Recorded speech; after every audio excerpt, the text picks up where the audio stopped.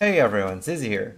So after I killed the first DHC Shaper, a lot of people wondered if I could do a build guide for the Warchief build I was running. Now, there's quite a few several other versions of this, but here is my take on it. Now, it's a very solid and relatively cheap build for what you're getting. With the introduction of steel rings, you get a very high potential with Facebreakers, which is what the guide is going to focus on.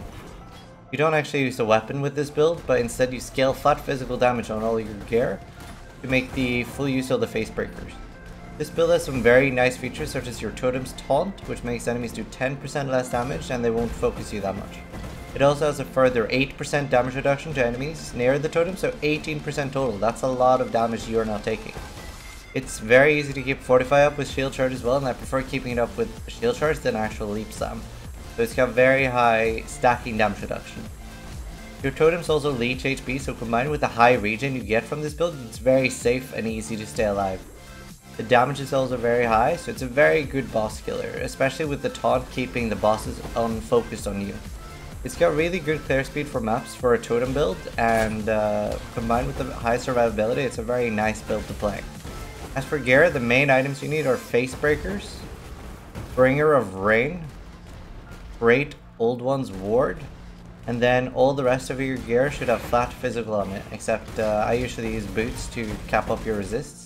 It is a quite unique, intensive build, so you end up taking resists in other places, like for example on jewels and some emergency points on the tree as well, especially if you only get Ela weakness cap. Potions I use is Aziri's Promise, Lion's Roar, and Basalt and Silver Potion, and a Healing Potion. Another important thing is the Spyro Stone unique Crimson Jewel, which increases your totem life by 3% per 10 strength allocated in the radius, and more importantly makes it so your totems cannot be stunned. Increases the survival of your totems by quite a lot. I usually put it in the duelist area, so it hits quite a lot of the strength nodes. I will put the gem setup in the description down below as well, so people can see that. Now, something I really liked about this build, it was an absolute breeze to level. I used a Tabula with shield charge all the way until 80, and then I ascended all 4 labs solo as well. You use Facebreaker and Deep One's Hide, and then as soon as you get to high enough level to use the Great Old One's Ward, you can use that. And it's barely any respec points needed. Just be like close to when you want to switch to Ancestral, be close to the double totem node. And definitely a really enjoyable build to play.